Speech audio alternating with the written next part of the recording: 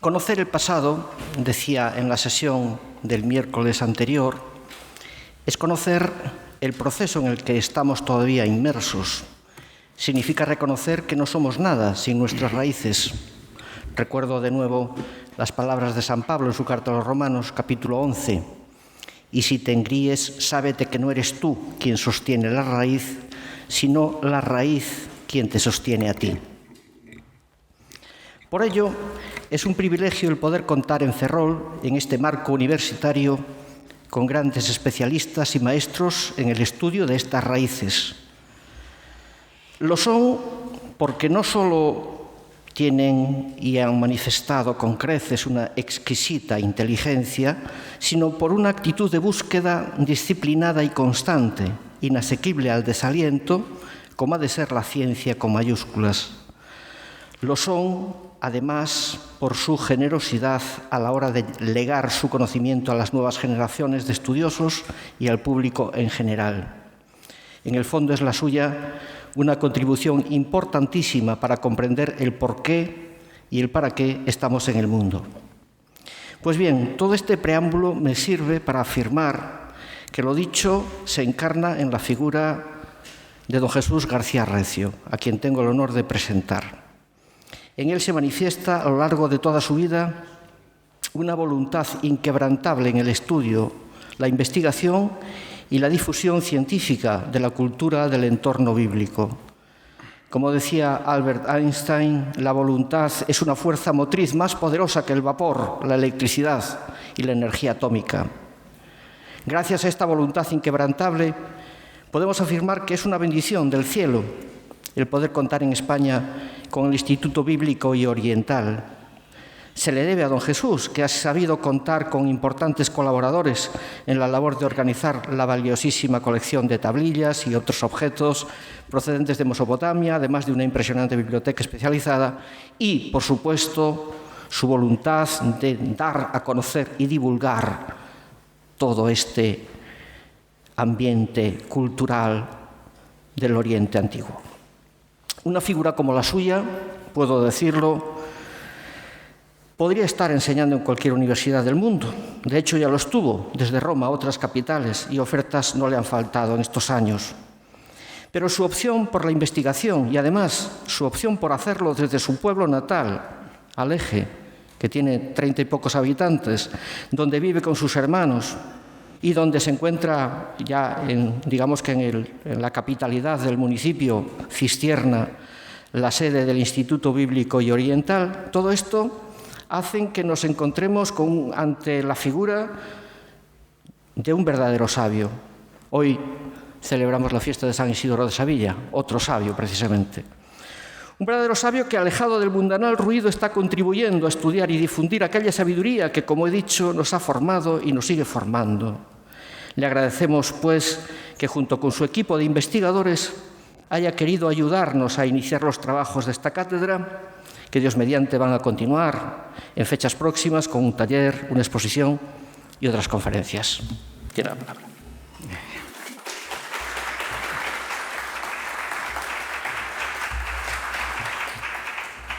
Bueno, gracias a don Benito por esta introducción y la magnífica acogida aquí en el Ferrol. Vengo de un pueblo y nos han llamado a los de mi pueblo gallegos, porque hemos estado muy vinculados a Galicia desde que se descubrieran los huesos del señor Santiago. Pertenecimos a la diócesis de Santiago de Compostela hasta finales del siglo XIX. De modo que los allí nacidos estamos muy vinculados a vosotros, que estáis en el Finisterre, y a través del señor Santiago a todos nos vincula con el Oriente, porque él es como el mayor y más importante, ¿no?, de los españoles. De manera que España, por razón también de su apóstol, por razón de su historia, está muy vinculado con el Oriente. El ejercicio que nos ha propuesto el profesor Pascal Bernus y el que María Eugenia y José Andrés expusieron la semana pasada son ejercicios de comunión del presente, nosotros, con nuestros antepasados. Y desde esta tierra, Finisterre, los extremos se tocan, es un buen lugar para reflexionar acerca de estos antepasados a los que tanto debemos. Estáis aquí en la biblioteconomía y el profesor Pascal pues, os ha hablado de esas grandes bibliotecas que hay tanto en Egipto como en Mesopotamia. Hay, por lo tanto, una comunión, un entroncamiento, una continuidad. Estamos en el tránsito de la historia. Y nos viene bien de vez en cuando parar mientes, volver la mirada atrás, reflexionar sobre lo que nos hicieron y nos legaron nuestros antepasados, porque eso nos beneficia mucho para ir bien direccionados de cara al futuro. Pues bien, en el título de estas jornadas había dos partes. Una segunda, que es la que ha desarrollado el profesor Pascal, que tiene que ver con las bibliotecas, y una primera, que la encabeza, y es el misterio de Dios y del hombre. Y a esto le hemos de dedicar estos 3/4 de hora que nos restan. Vamos a adentrarnos en esta cuestión vieja y siempre presente, saber de nosotros, y si en ese saber de nosotros precisamos, nos viene bien, es necesario saber de Dios. Es decir, para el desvelamiento de nuestro misterio, que somos, Dios puede venir en auxilio para que encontremos alguna buena respuesta. Como se trata de la comunión con el pasado, vamos a referirnos a ellos, que tienen toda la experiencia, porque esta cuestión acompaña a la humanidad, desde que estamos aquí presentes en la creación de Dios.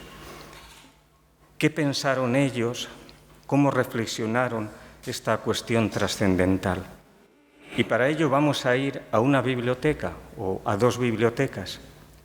Una de ellas, Regia, en Nínive, que es hoy Mosul.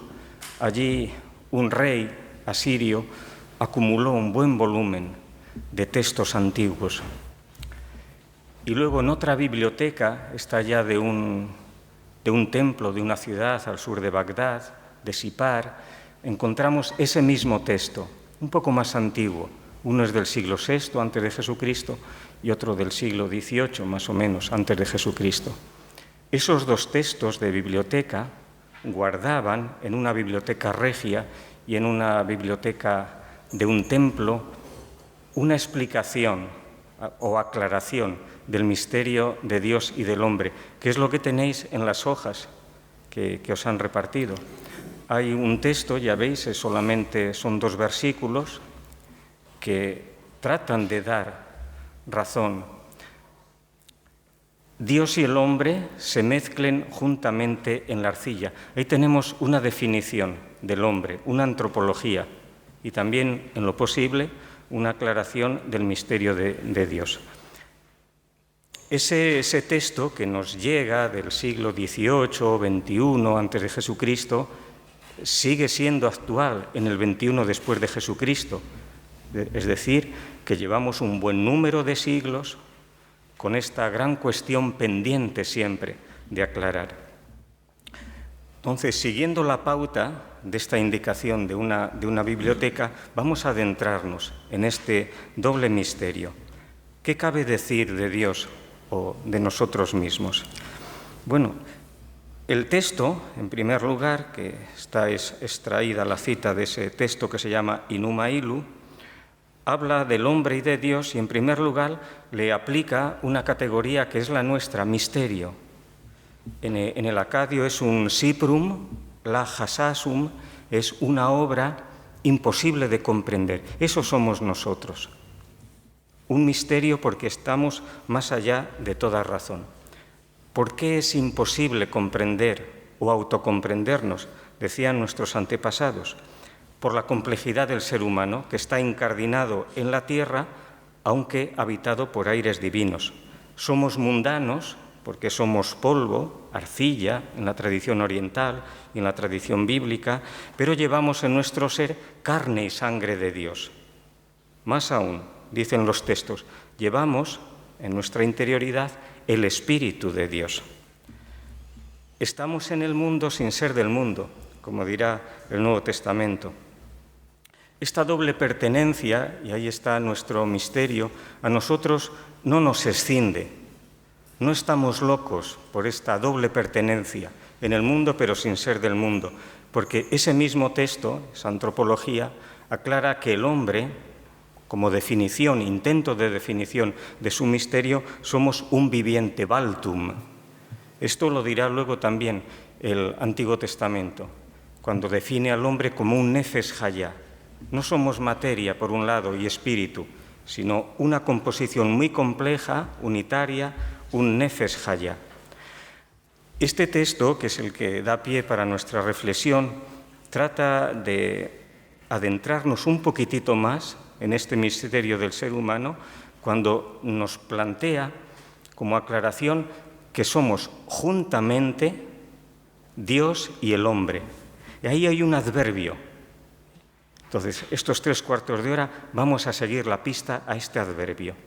¿Cómo es que para nuestra aclaración necesitamos el juntamente, pujrum o pujur en el acadio?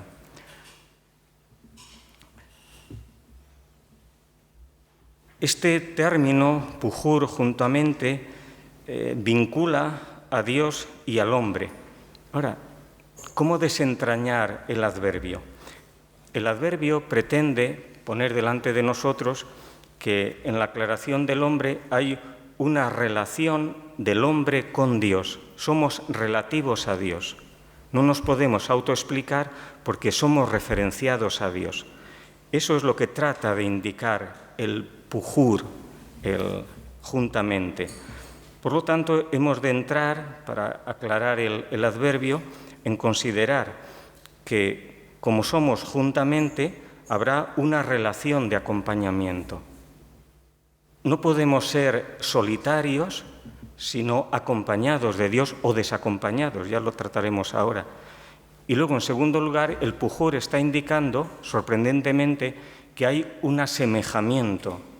Dios está en su misterio trascendente, pero el hombre es semejante a eso que es invisible.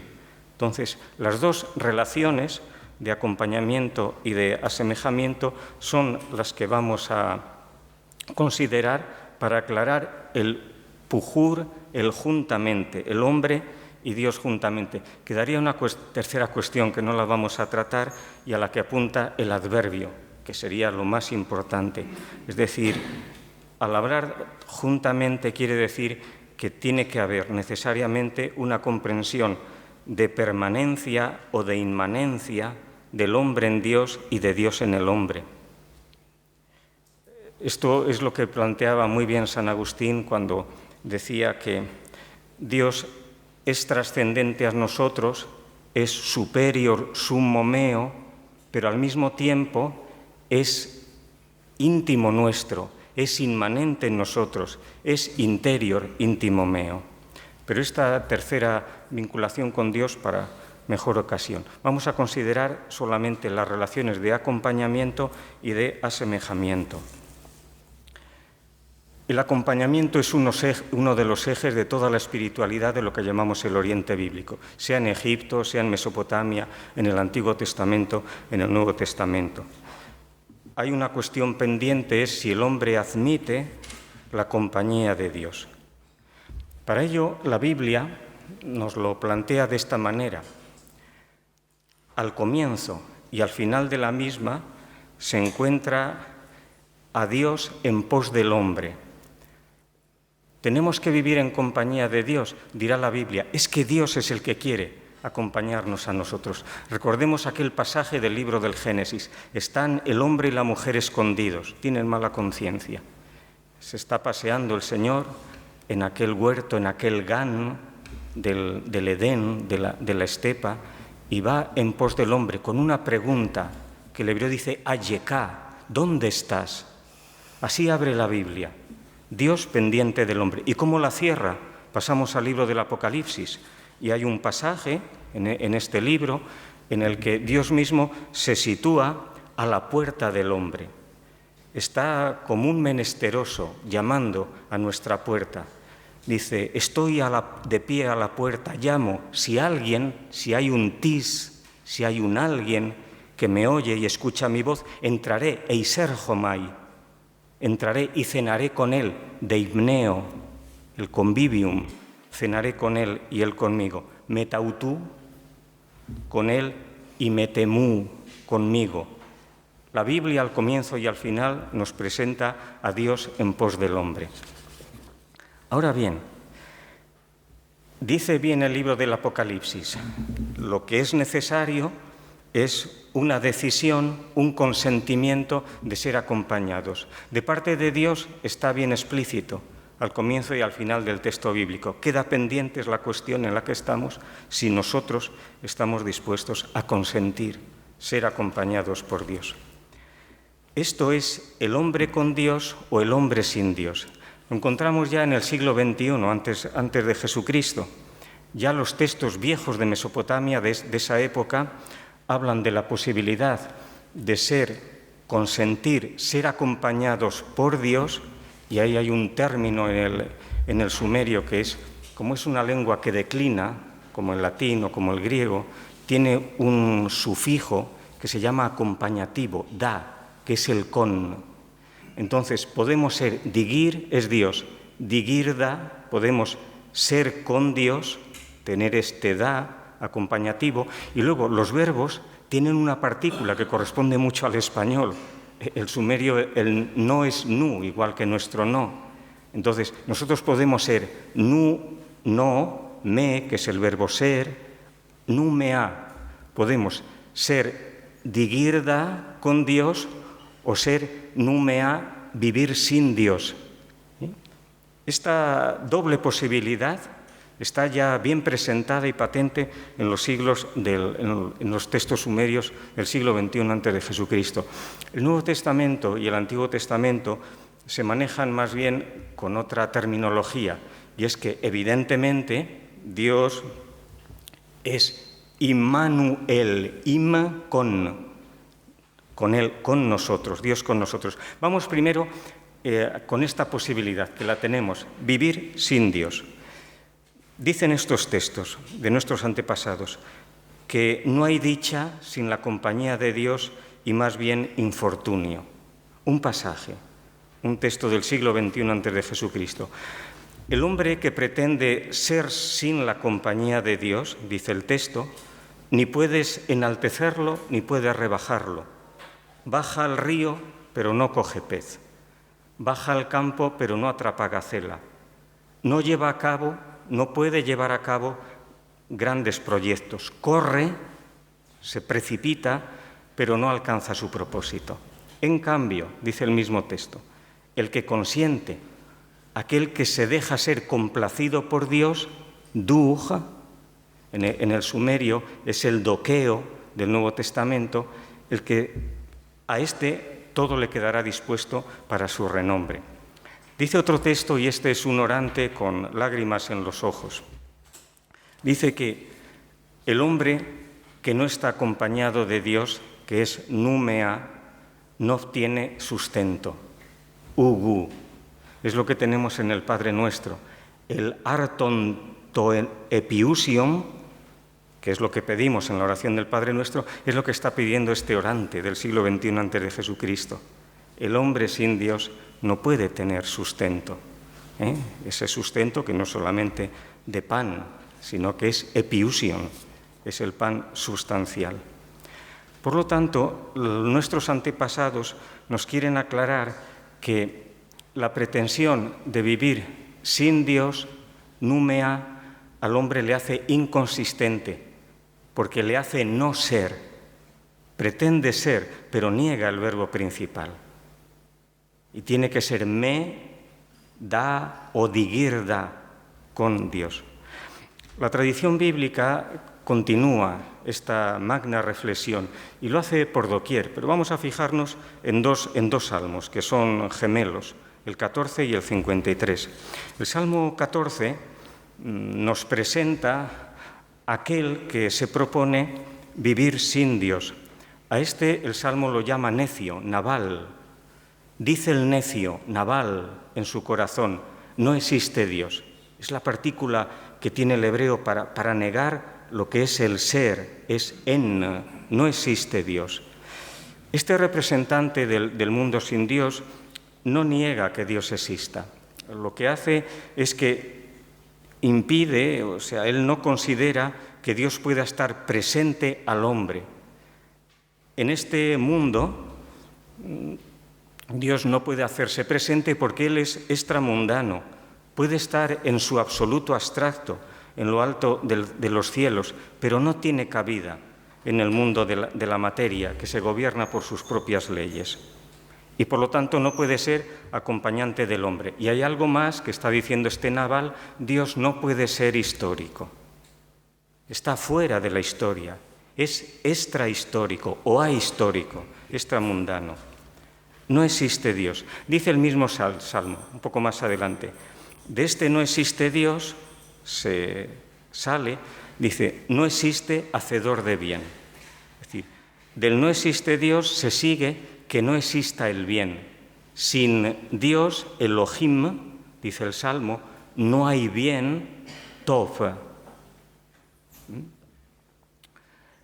Ahora bien, el mismo Salmo, ante esta pretensión, lo dice de una manera bien bonita, dice, no obstante, a pesar de esta decisión del Naval, del necio, Dios se asoma desde los cielos, se asoma para ver si hubiera alguien, algún sensato, un masquil, que es el opuesto al Naval, que busque a Dios, darás, el verbo de la búsqueda de Dios en la forma piel, darás. Ahora, esta búsqueda de Dios en el Salmo es estremecedora porque está pendiente de un adverbio interrogativo del hebreo, que es ja. Dice, asomándose Dios desde el cielo, ¿acaso? Pero un acaso pendiente de nuestra decisión. ¿Acaso hayes? ¿Acaso exista alguien que busque a Dios? En este terreno del mundo, que le ha dado a Dios la espalda, aclara también el Salmo, Dios evidentemente se hace presente. ¿En quién se hace presente? En el sabio, el sadik, y en el pobre o el humilde, el aní. Sorprendentemente son los lugares de presencia de Dios, frente al razonamiento del Naval. Bueno, este sería el mundo sin Dios. Ahora, existe también esta otra posibilidad de consentir ser acompañados por Dios, que es también lo que trata toda la tradición oriental y la tradición bíblica, que es el acompañamiento. Esto está muy presente en Mesopotamia. Dios con nosotros está en todas las oraciones. Hay petición del acompañamiento de Dios, las imágenes, el rey que va a la guerra y va acompañado también de la presencia de Dios. Es una constante. Pero vamos a referirnos ya a toda la tradición bíblica. Hay un pasaje que es esencial al comienzo del Evangelio de Mateo, ¿no? La doncella que concebirá dará a luz un hijo y le pondrá por nombre Emmanuel. Este Immanuel del hebreo pasa también al griego y lo tenemos en los manueles y las manuelas, este nombre tan bonito que está diciéndonos también que somos acompañados por Dios.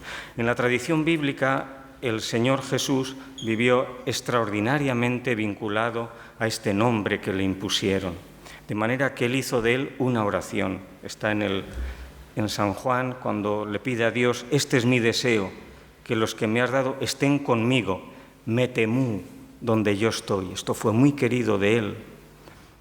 Lo encontramos también en la lección de los 12. Los eligió para que estuvieran con Él, metautú. Lo tenemos in extremis, a unos minutos de su muerte, con el que está a su diestra. Hoy estarás conmigo en el paraíso. De nuevo el metemú, que daba cuenta de su nombre propio. Nació para eso, para estar con, y va a expirar con el metemú. Y hay algo más. En el monte de la despedida, lo vuelve otra vez a decir, yo estaré con vosotros, metjimón, hasta el final de los tiempos. Bueno, esta sería una primera aclaración de ese adverbio de que somos pujur, juntamente, el con. Ahora, vamos a la segunda tipo de vinculación que quiere establecer para aclaración del hombre y para aclaración de Dios, el adverbio de Dios y el hombre juntamente. Y es que no solamente cabe ser acompañados y no vivir en la soledad, sino que además hay sorprendentemente un asemejamiento. Y con esta peculiaridad, que siendo él trascendente y el hombre en la inmanencia, sin embargo, hay un asemejamiento. Bueno, para nosotros, como nos han educado en esta tradición, no nos resulta muy complejo. El hombre es imagen y semejanza de Dios, pero esto necesita un poquitito de aclaración. Para la aclaración de que somos asemejados, de naturaleza distinta, pero asemejados, nos vamos a valer, en primer lugar, de la gramática, que nos puede ayudar un poquitito. Hay un pronombre gramatical que aclara muy bien esto del asemejamiento. Luego hay una cuestión así más de reflexión, que sería una antropología que es de toda la tradición oriental, que la podemos llamar la analogía del rostro. Tenemos rostro análogo, nos podemos ver cara a cara porque tenemos semejanza de rostro. Y en tercer lugar vamos a recurrir a un símbolo que nos une y que nos asemeja, que es la peña o la montaña. Vamos con un pronombre gramatical, viene a ser casi como un pequeño juego. Todos conocemos el Salmo 8. En el Salmo 8 encontramos unos adverbios al comienzo, al final y en el medio. Hay un primer adverbio que es admirativo. Qué admirable, dice el Salmo, es tu nombre en toda la tierra, al comienzo y al final. Y en el corazón del Salmo, ¿qué es el hombre para que te ocupes de él? Compartimos adverbio, pero con esta singularidad, que cuando se dice de Dios es adverbio admirativo, qué admirable es tu nombre, pero cuando se refiere a nosotros es una interrogación, ¿qué es el hombre? Entonces, ya veis, hay un asemejamiento a través de este adverbio. Vamos con lo primero. Decimos, en el hebreo se dice ma. Ma es el qué. Qué admirable es tu nombre. Nombre, sem, está también en toda la tradición oriental, es una manera de referirse a Dios. Él es el nombre. Ahora, el Salmo dice que Dios admirativo que no es solamente porque tenga un nombre, sino porque Él está escrito en toda la creación. Toda la creación compone el nombre de Dios. ¿Por qué? Está en el relato, está en toda la tradición oriental. La creación es palabra de Dios. Está en Egipto, está en Mesopotamia. Dios crea a través de su palabra y la palabra forma la realidad.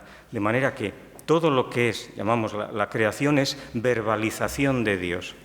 El Salmo lo que propone es ver admirativamente en toda la creación el nombre de Dios. Lo vamos descomponiendo, un árbol, una flor, las criaturas de Dios, todo es su nombre. En conjunto es la explicación del nombre de Dios. Ahora, y esto crea admiración, ¿el qué? ¿No? Verbalización de Dios.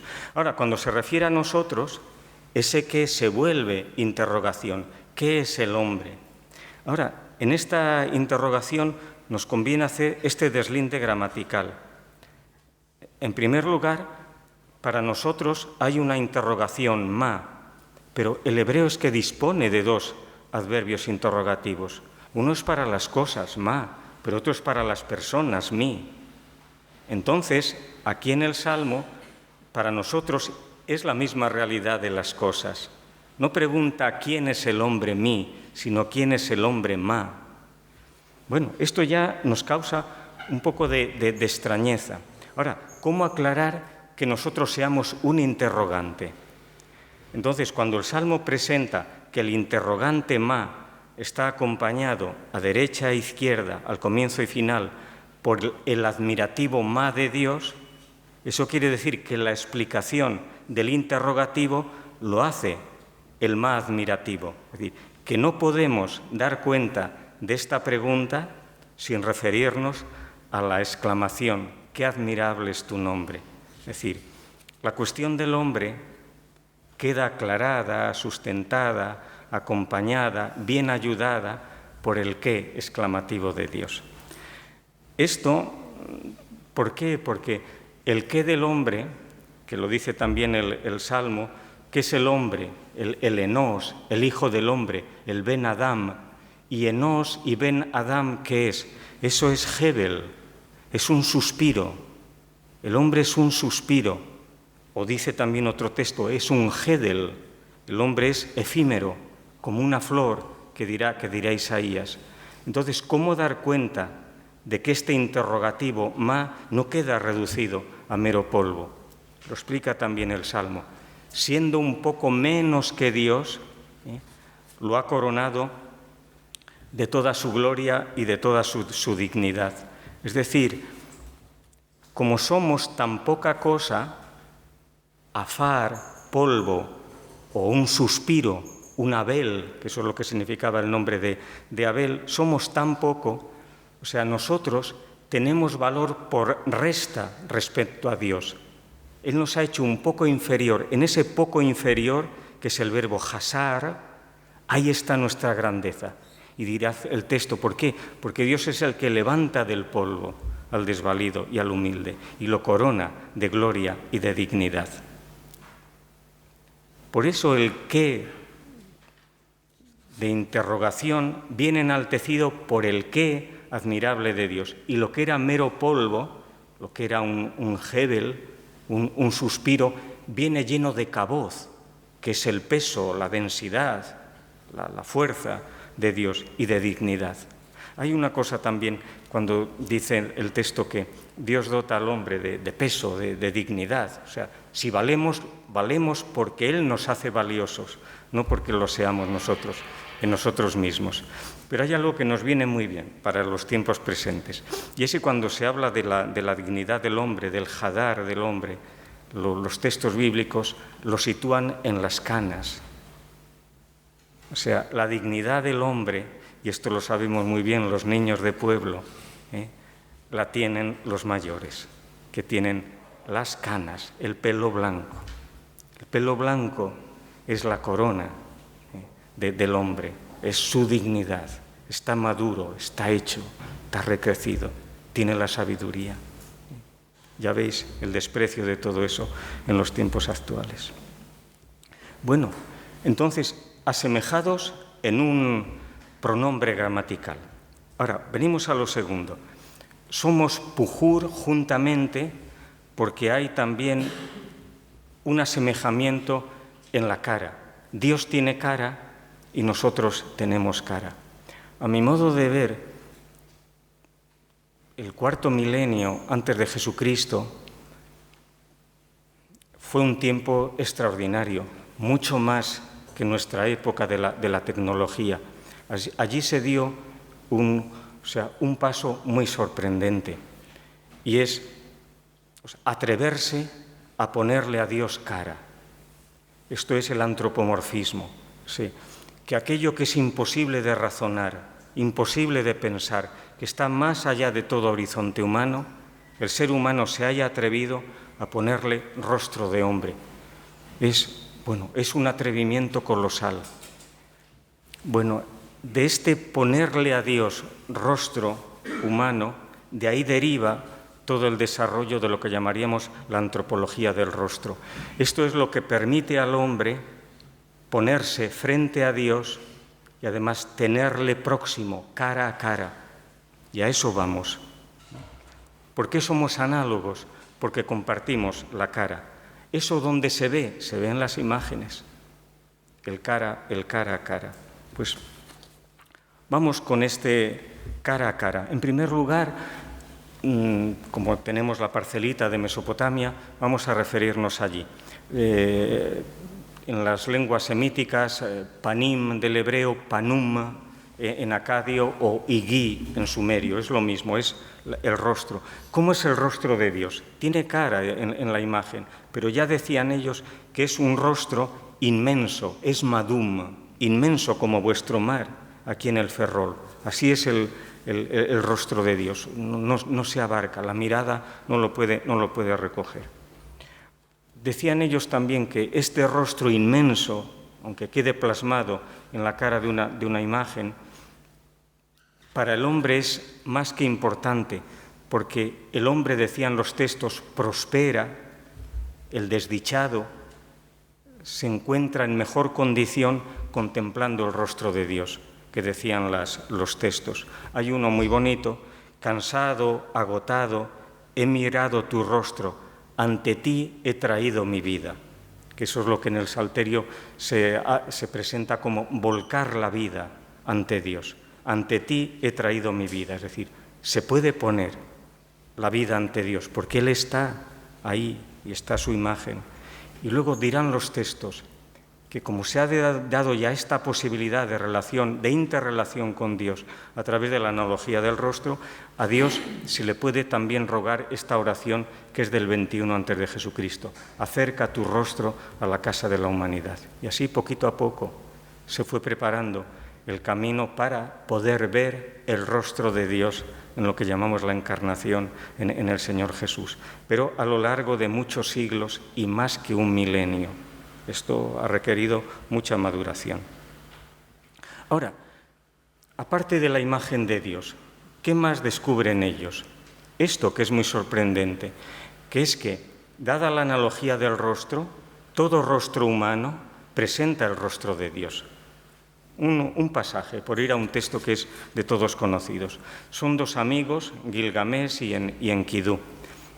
Gilgamés tenía estas proporciones que son las nuestras: 2/3 de Dios y 1/3 de hombre. Y le decía el sabio que le encuentra, Utenapistín, dice: eres semejante a Dios. Su amigo, Enquidú, fue creado, dice el texto, como una imagen de Dios. Es decir, es un cicrum, imagen de Dios. ¿Qué pasa con estos dos amigos? Que primeramente se enfrentan en una lucha, pero luego se reconocen el uno al otro y se abrazan y lloran en ese abrazo, porque los dos son encarnación, fijación del rostro de Dios. Este texto antiguo que habla de la persona que tiene rostro divino y que esos rostros humanos son los que el amor humano y la amistad propicia el abrazo, lo tenemos en otros dos personajes más conocidos nuestros de la tradición bíblica. Son dos niños, han crecido en el vientre de su madre los 9 meses, vienen pegados el uno al otro, son mellizos, es Esaú y Jacob, vienen agarrados incluso por el talón, el ekef. Entonces nacen, pero he aquí que habiendo estado junto esos meses, luego se separan. Uno tiene barba, el otro es vilampiño, a uno le gusta la mamá, al otro le gusta al papá.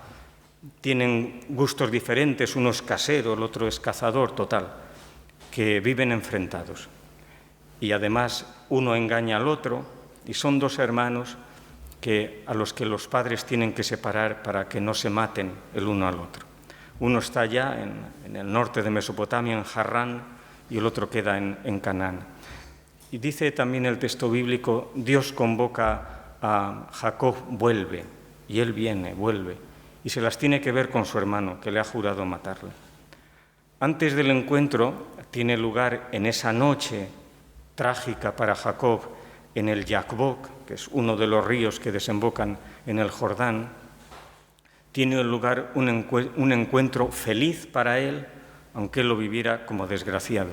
En la noche hay un personaje que lucha con él. Se preguntan el uno al otro quién eres, él le pregunta al otro y no le quiere decir su nombre. Y el otro a él le cambia el nombre. Ya no te llamarás Jacob, sino Israel. Y le da un golpe en el nervio ciático. a la mañana siguiente, renqueando, dice el texto bíblico, le salió el sol. En Penuel, que es rostro de Dios, es un término geográfico, pero que significa rostro de Dios. En esa noche, él no lo sabía, ha estado luchando con Dios, en la oscuridad. Pero al día siguiente tiene que verse con su hermano, que esto es lo que él encontraba como más difícil. Y él pensaba que eso tendría resultado de muerte. Bueno, por primera vez se humilla, le recoge el hermano, se abrazan, hay lágrimas, dimtum del acadio, que pasa luego al hebreo también, como Gilgamesh y Enkidu, y dice el menor al mayor, ¿no? Dice: he contemplado tu rostro como en quien contempla el rostro de Dios y me has acogido bien.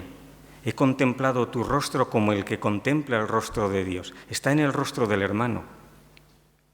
Este descubrimiento lo tenemos en un texto de la ciudad de Sipar, del siglo XIX antes de Jesucristo. Es una mujer que es una naditum, que es una consagrada a Dios, que es el comienzo, el arranque de lo que entre nosotros es la vida consagrada. Mujeres que viven en un gagum, una especie de claustro, separadas del mundo, para dedicarse al servicio a Dios. Y conservamos la carta de una de ellas. Entonces, ella le escribe a un hermano su experiencia. El hermano se llama Gilla, y entonces le dice: la vez que cuando te vi, dice, me alegré ante tu rostro, lo mismo que cuando entré en la clausura y contemplé el rostro de mi señora. Ella le dice francamente al hermano que en el ejercicio diario de la ofrenda a Dios, ella cuando se ve delante de la diosa, tiene la misma alegría, delante del rostro panum de la diosa, la misma alegría que cuando estaba delante del rostro de su hermano. Ver el rostro del hermano es ver el rostro de Dios. Esto es la analogía del rostro. Esto la tradición bíblica luego lo densifica en la experiencia de un privilegiado que fue Moisés, que es aquel que pudo ver a Dios panim el panim, cara a cara, y pe el pe, boca a boca. Esto sucedía en la tienda del encuentro, en el Ohel Moed. Este niño Moisés accede a la experiencia de ver el rostro de Dios cuando tenía, en la tradición bíblica, 40 años y vivió pendiente del rostro de Dios hasta los 120 cumplidos. Ahora, como dice el libro de los Hechos, era un niño que nació con el rostro asteios, bello, porque estaba predestinado para acceder francamente al encuentro cara a cara con Dios. Esto, que es la continuación de toda la tradición oriental, es lo que explica el hecho de que en la noche de Belén el rostro de Dios se fuera accesible a los ojos humanos. Claro, allí ni estaba esta mujer de Mesopotamia, ni estaban todas esas generaciones pendientes del rostro de Dios que lo habían pedido. Allí no estaba tampoco Moisés, no estaba también Jacob para disfrutar de ese rostro. Allí había los pastores abiertos al horizonte de Dios en las noches y las gentes de Oriente. Las gentes de Oriente que aguardaron y prepararon con tanto mimo el advenimiento de ese rostro, que lo pidieron a lo largo de muchos siglos. Allí estaban presentes a través de esos personajes misteriosos que vienen, dice el texto bíblico, ex Anatolé, del Oriente. Representan todos ellos en el Evangelio de Mateo toda la gran tradición que preparó la llegada de ese rostro. Ahora, cuando ese rostro del Señor Jesús ya queda de nuevo velado, hubo los privilegiados, ¿no?, comenzando por su mamá, las gentes de Nazaret que no se dieron cuenta de que ese rostro estaba con ellos y en un buen momento quisieron despeñarlo, que están los discípulos, los enfermos que acudían, aquellos que les gustaba escuchar al Señor Jesús, el mismo centurión del último momento que realmente este era el Hijo de Dios. ese rostro quedó luego velado en lo que llamamos la ascensión. ¿Y qué es lo que nos queda? A la espera de que los rostros se ajusten, porque ahora estamos desajustados, ya lo decía Pablo. No vemos claramente, no somos capaces, aunque lo sabemos, que somos iconos, iconografía de Dios, pero esto es muy difícil de desvelar. Hay que aguardar ese momento, que será el momento último, porque para esa experiencia se tienen que cerrar los ojos de la visión natural para ver a Dios, como dicen esos textos, con el corazón. Ahora, en el entretanto, para acceder a esa contemplación de Dios, el apóstol habla de que hay una iconografía, que es lo que tenemos y lo que tenemos que cuidar extraordinariamente. Hay una iconografía que es la de todos los hijos de Dios, y en esta iconografía, ¿qué es lo que está sucediendo en el decurso de la historia? Pablo habla de un metamorfomai, o sea, hay una especie de transformación de cada uno de nuestros rostros singulares en rostro de Dios. Ese es el ejercicio de la vida. Y hay un sinmorfomai, que esto es que reproducimos también el rostro de Dios.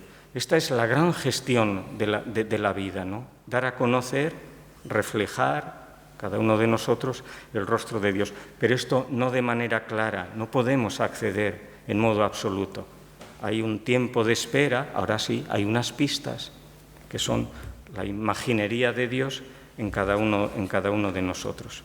Finalmente, porque se acerca ya la hora de la cena, quedan las 9 menos un minuto, la última consideración es aclarar esto del asemejamiento, por una parte un pronombre gramatical, la antropología del rostro, y ahora vamos con un símbolo en el que coincidimos Dios y nosotros.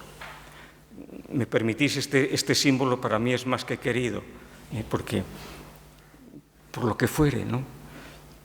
Yo no puedo estar lejos de una montaña, por eso tengo que estar en mi pueblo. No puedo estar en París o en Roma o en cualquier otro lugar. Nací al lado de una peña desde los 4 años, todos los días, en el monte, con aquellas calizas. Y claro, yo sin ellas no puedo vivir. José Antonio, que está ahí, nacido en La Coruña, no puede vivir sin el mar. Yo no puedo vivir sin las montañas. Entonces, la montaña que es una presencialización magnífica de Dios. Está en toda la tradición oriental. Dios es la montaña. Por poner unos ejemplos. Esta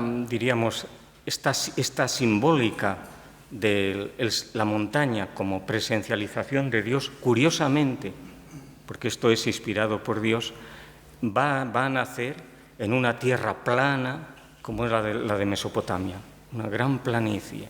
Las montañas están en las esquinas, el Taurus, el Zagros, pero es una planicie. Y las gentes de la planicie, del llano, de la meseta, resulta que van fraguando esta consideración de que Dios es una montaña. De esta manera, ¿por qué? Porque en lo horizontal, que es lo que tiene el mar o la meseta, Dios está en un horizonte. En cambio, la montaña lo que lleva es que, como los ojos no pueden ir más allá de la montaña, necesariamente la montaña levanta los ojos a lo alto y los pone en una dirección que no tiene límite, que es lo alto, en vertical, la verticalidad. Entonces, ellos van considerando que Dios está en lo vertical, es la montaña, es el Kur, o bien un apiñamiento de montañas, que es Jursaj. Entonces, Dios va poco a poco amaneciendo como la montaña, y dirán tantos textos, Dios es la montaña. Más aún, de este símbolo de que Dios es la montaña, ellos hicieron la totalidad. De manera que montaña es, aunque estén en la planicie, eso se llama montaña. Lo que tenemos debajo de los pies, que nosotros llamamos inferi, el infierno, eso se llamaba también montaña. Y lo que está en lo alto, los cielos, también se llamaba montaña. De manera que cubre todo, es el conjunto. La totalidad es una montaña. Entonces, Dios es la montaña. Por supuesto, los templos son una montaña. Y hay algo más. Esto cuadra magníficamente con nuestro ser, porque todos nosotros, cuando hemos dejado de caminar a cuatro patas o cuando hemos dejado de ser muy niños pequeños, nos hemos puesto en horizontal. De manera que el ser humano en sí mismo es una montaña, somos una montaña. Esto hasta el extremo de que ellos comenzaron a decir que el hombre había nacido de una montaña que nos ha engendrado. Un rey de la ciudad de Uruk, en Mercará, él decía que Dios le había gestado, Duz, en una montaña, le había sacado de la montaña. Y un rey, Lipitistar, dice del mismo que él es una roca. Yo soy una roca esmeril. Es decir, el hombre no solamente es una montaña, sino que se autoconsidera una roca. Y, por supuesto, muchas oraciones le hablan a Dios como montaña. Incluso estaba en la onomástica. La onomástica antigua, en Egipto, en Mesopotamia, en el Antiguo Testamento, en el Nuevo Testamento, son los nombres propios, densifican la realidad, ¿no? De manera que un nombre propio no es como en nuestra época, una banalidad. Los nombres propios son consistentes. Y había aquí nombres propios. Dios es mi montaña. Un nombre bien bonito. Ya me lo querría yo para mí. Dios es mi montaña. Bueno, entonces, si Dios es la montaña y nosotros hemos nacido en la montaña y somos piedra, vendrán todos los textos del Antiguo y del Nuevo Testamento que presentan a Dios como montaña. Son los salmos: Dios es mi roca, mi sur, o Dios es mi alcázar y mi roca protectora, mi Selah. Ahí estará el Señor Jesús, que es llamado Petra. Él era, dice Pablo, aquella roca que acompañaba, y la roca, Petra, era el Señor. Y Él es un lithos, es una piedra angular, y el hombre, los hombres somos rocas que nos integramos en ese edificio que es el templo de Dios, hecho de rocas vivas. Ya para terminar con esto de la montaña, una oración, que fue una oración de David y que es también con la que nosotros vamos a terminar. Es referida a Dios como montaña. Es el Salmo 18. Dice: yo te amo, Señor, mi fortaleza, Señor, mi roca, Selah, mi alcázar, mi libertador, Dios mío, peña mía, sur o surí. Los sufijos posesivos son muy importantes en la tradición oriental. Es la vinculación estrecha con Dios a través de sufijos posesivos. Así murió también el Señor Jesús. Dios mío, desamparado, Dios mío, mi peña mía en la que me refugio, mi escudo y mi fortaleza salvadora, mi baluarte digno de alabanza. Invoqué al Señor y me libró de mis enemigos. Pues ¿quién es Dios fuera del Señor? ¿Quién es la peña, sur, fuera de nuestro Dios? Viva el Señor, bendita sea mi peña sur, sea ensalzado mi Dios y Salvador. O sea, hemos de afrontar valientemente las tribulaciones que se nos echan encima. Y debemos afirmarnos en la peña, en la roca, en esta lucha en la que estamos contra los engaños del maligno. Pues muchas gracias.